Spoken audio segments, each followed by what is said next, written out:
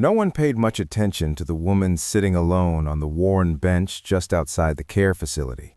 The concrete beneath her was cracked from years of weather, and the late afternoon light cast long shadows that seemed to stretch past her, as if even time itself had learned to move on without noticing. People walked by. Staff moved in and out of the building. Cars passed along the street. And yet she remained there, still and quiet, as though she had been placed there and forgotten. Across the street, the low rumble of a motorcycle broke through the calm. It was the kind of sound that turned heads, not out of curiosity, but out of instinct. A black Harley-Davidson rolled slowly toward the curb, its engine settling into a steady idle before going silent. The rider removed his helmet, revealing a man in his early 60s, broad-shouldered, wearing a worn leather vest marked with the insignia of a motorcycle club known as Redemption Riders. His name was Jack Turner. Jack had spent most of his life being judged before he ever spoke. People saw the leather, the patches, the scars, and made their decisions quickly. He had grown used to it. Most days he preferred it that way. It kept things simple. But on this particular afternoon, something pulled his attention across the street, toward that bench, toward the woman who had not moved. Her name was Evelyn Carter. She was 76 years old, though time seemed to have pressed harder on her than most.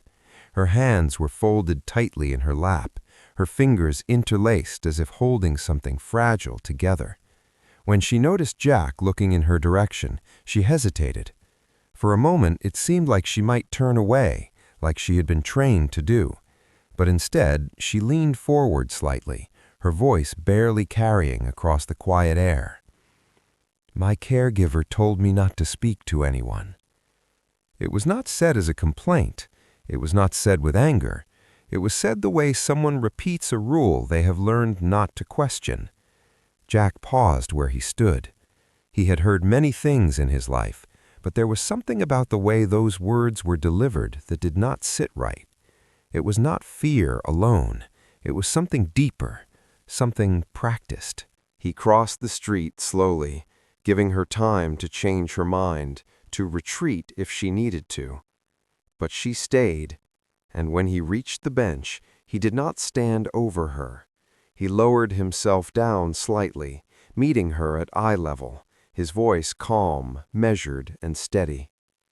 "You do not have to say anything you are not comfortable with." Evelyn nodded, though her hands remained tightly clasped. She glanced briefly toward the building behind her, a large structure with neutral walls and wide windows that reflected little more than the sky. Then she looked back at Jack, her expression carrying a quiet urgency. "Quiet residents do not cause problems," she said, "and quiet residents are treated better."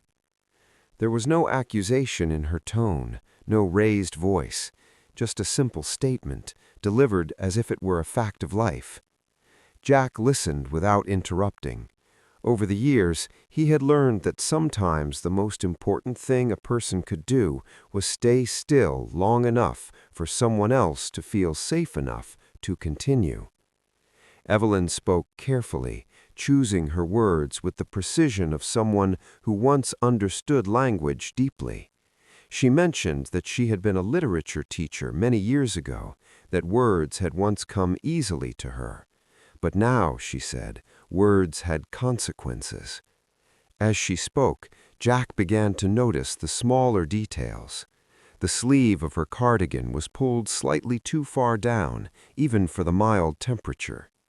When she adjusted her hand, a faint discoloration appeared along her wrist, subtle enough that most people might miss it.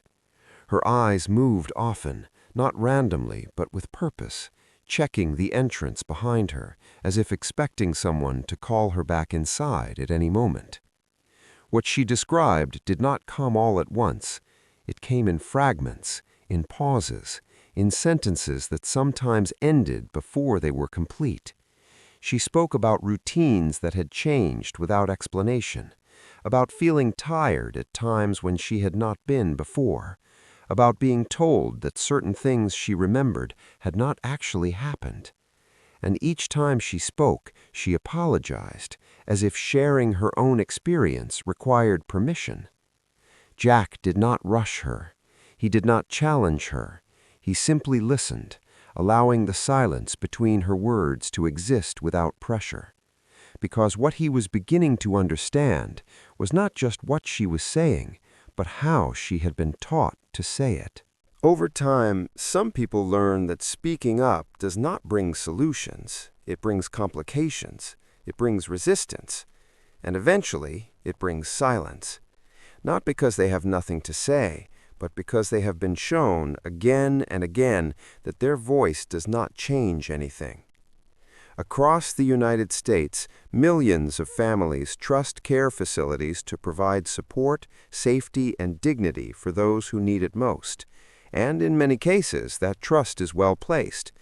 But there are also situations, often quiet and difficult to detect, where the line between care and control becomes unclear, not through dramatic events, but through small, repeated patterns, limited communication, subtle discouragement, a gradual shift in confidence.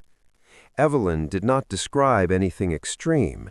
She did not use strong words, but what she shared carried weight precisely because of that. It was not about a single moment.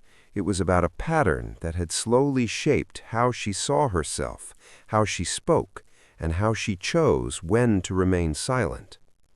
Jack felt something settle in his chest, a quiet awareness that this was not just a passing conversation. There was a structure behind what she was describing, even if she could not fully name it. And while he had no immediate answers, he knew one thing with certainty: he would come back. Because sometimes the most important step is not solving the problem right away. Sometimes it is simply making sure that someone who has been unheard for a long time finally has a reason to believe that they are not speaking into silence. The next few days gave that quiet conversation a shape Jack could no longer ignore. He found himself returning to the facility at different times, never making a show of it, never giving anyone a reason to think he was there for anything more than a stop along the road. Sometimes he arrived in the morning, when the light was pale and the staff at the front desk still carried the stiff energy of a shift just beginning. Sometimes he came later, when the day had settled and routines became easier to read. And more often than not, Evelyn was there on the bench, sitting with the same careful posture, as if she had learned to take up as little space as possible. Each time they spoke, she revealed a little more. Not in a dramatic rush, but in quiet pieces that only made sense because Jack had been willing to return. She told him meals were sometimes delayed for residents who were considered difficult. She said requests for help could go unanswered longer if someone had complained too often. She described medication rounds that left certain residents unusually sleepy in the middle of the day, even when they had once been alert and social. She said phone access was sometimes restricted for reasons that were never clearly explained, and concerns raised by residents were often brushed aside as confusion, stress, or forgetfulness. Then she said something that stayed with him long after the conversation ended. Words have consequences here. Jack looked at her as she said it, and he could hear that she was not speaking in metaphor. She meant it plainly. In that building, speaking too much could change the way you were treated. It could change how quickly someone answered your call. It could change whether your concerns were written down accurately or dismissed with a polite smile. The message was never delivered loudly. That was what made it effective. It did not need to be shouted. It only needed to be repeated enough times, in enough ways, that people began to understand the cost of honesty.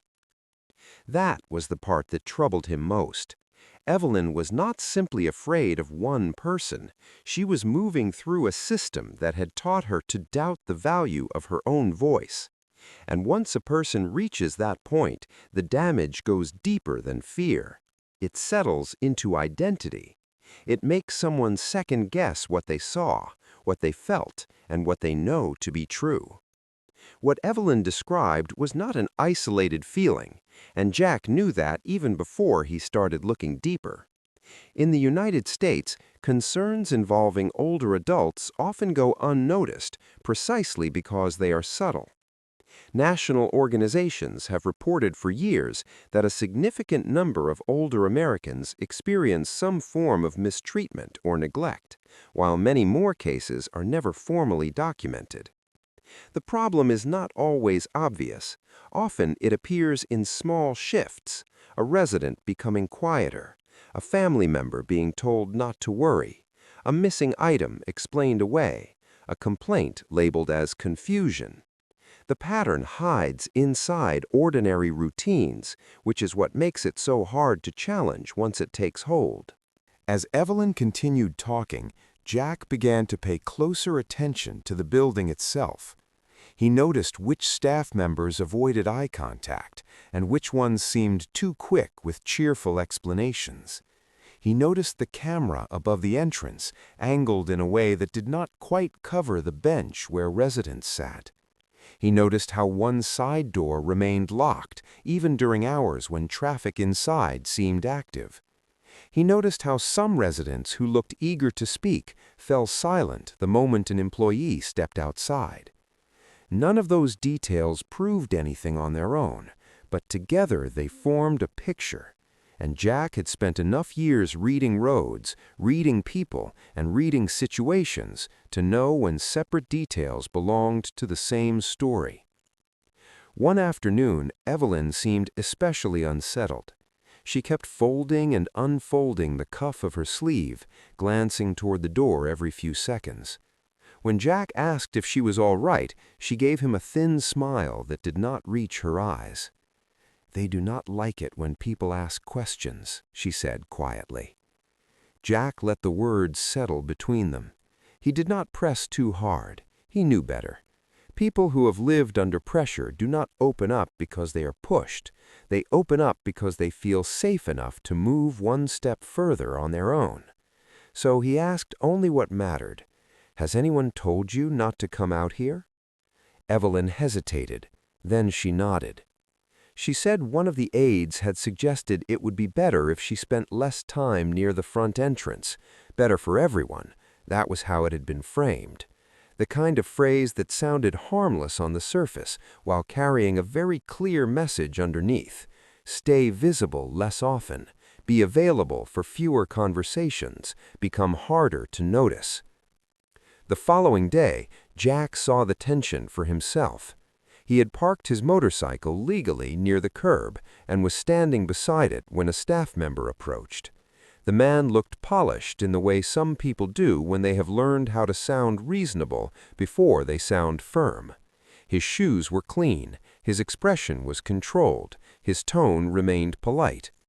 He told Jack that residents were discouraged from interacting with strangers for their own comfort and security. Jack answered just as calmly. He said the sidewalk was public, that conversation was not against the law, and that no one was being disturbed. The employee smiled, but it was the kind of smile that tightened instead of softened. For a moment, neither man raised his voice. They did not need to. The exchange said enough. One was protecting a boundary, the other was protecting a system. After the staff member walked away, Jack stood there a while longer, watching the entrance. He felt the situation shift. Up until then, he had mostly been listening, observing, and giving Evelyn the space to be heard. But now it was clear that the silence around her was not passive. It was being maintained, managed, reinforced. That night, Jack made a few quiet calls. He did not threaten anyone. He did not try to intimidate anybody. He reached out to people he trusted, people who understood how to document concerns, how to check public records, how to pay attention without drawing attention. He asked questions about the facility, licensing history, complaint patterns, administrative structure. Nothing dramatic, just facts. Because by then, he understood something important. The most effective control is not always force. Sometimes it is the slow, steady conditioning that makes people question their own memory, their own instincts, and eventually their own right to speak. And once that happens, silence no longer needs to be demanded. It begins to enforce itself. When Jack returned the next afternoon, Evelyn was already waiting for him. But this time, relief was mixed with fear in a way he had not seen before. Before he even sat down, she leaned closer and spoke so softly he almost did not catch the words. "I do not think they want me here anymore." By the next morning, something felt off before Jack even stepped off his bike. The bench was empty, no sign of Evelyn. No quiet hands, no quiet presence waiting in the same spot she had returned to day after day, just cold concrete and a silence that did not feel natural. He stood there for a moment, scanning the entrance, telling himself there had to be a simple explanation. But the memory of her voice from the day before, the fear behind her words, would not let that thought settle. Inside, the receptionist greeted him with the same practiced calm. When Jack asked about Evelyn Carter, she replied quickly that Evelyn had been relocated overnight for specialized care. The answer came too smoothly, without detail, without hesitation. When he asked where she had been transferred, she said she did not have access to that information. When he asked when it happened, she gave a vague response that led nowhere. Nothing in her tone was openly defensive, but everything about it felt closed. Jack nodded as if satisfied, then stepped aside, letting his eyes move quietly through the lobby. A resident directory hung on the wall. He scanned it once, then again. Evelyn's name was not there. Not updated, not marked as moved, just gone. That was not procedure. That was removal. He walked down a nearby hallway, slow and casual, as if he had taken a wrong turn. Most doors were slightly open, soft voices drifting out. But farther down, he noticed a section that was different, a secured door, a sign with neutral language about monitored care, the kind of wording that explained everything without revealing anything. Before he could get closer, a staff member appeared and stopped him with a firm but controlled tone, guiding him back toward the main area. Outside again, Jack stood beside his motorcycle, his instincts settling into something clearer. This was no longer a matter of concern. It was a pattern. That afternoon, the calls he had made began to return answers. There had been prior complaints tied to the facility, nothing that forced immediate action, but enough to form a quiet history. Delayed responses, confusion around records, concerns that never fully moved forward. Then came something more troubling. Financial adjustments linked to residents had been flagged before. Documents that appeared correct at first glance, but showed signs of being processed in ways that raised questions. Not illegal on the surface, but consistent enough to suggest something deeper. By evening, the picture had sharpened. Evelyn had not simply been moved, she had been removed from visibility. Jack returned that night, not to confront but to observe. Through a partially open side entrance, he caught a glimpse down a restricted corridor, a wheelchair, a nurse, and for a brief second, a familiar figure being guided into a dim room. Evelyn. Her posture had changed, her movements slower, heavier, as if something was weighing her down beyond fatigue. Jack did not act. He knew better than to move too soon. Whatever was happening inside that building was structured, and rushing in would only give it reason to close tighter. The next day, through careful coordination with people who understood how to document without drawing attention, Jack was able to step inside under the presence of a quiet welfare review that had begun to take shape. When he entered the room where Evelyn had been placed, the lights were dim, the air still. She opened her eyes slowly, struggling to focus, as if waking required effort. For a moment, she seemed unsure. Then she recognized him. Her voice was soft, but steady enough to carry meaning. "I think I said too much." And in that moment, everything aligned. This was not confusion. This was not misunderstanding. This was a system that relied on silence and reacted when that silence was broken. Jack understood one thing clearly now. Walking in and confronting the situation directly would not help Evelyn. It would only push everything deeper out of sight. So instead of raising his voice, he stepped back and let the system believe the pressure had passed. But behind that quiet step back, he moved carefully. The contacts he had reached out to began working in their own ways. Records were reviewed, complaints were revisited. Small inconsistencies that had once been overlooked were now being seen together, and when those pieces were placed side by side, they no longer looked like isolated issues, they looked like a pattern. Days later, an unannounced inspection arrived.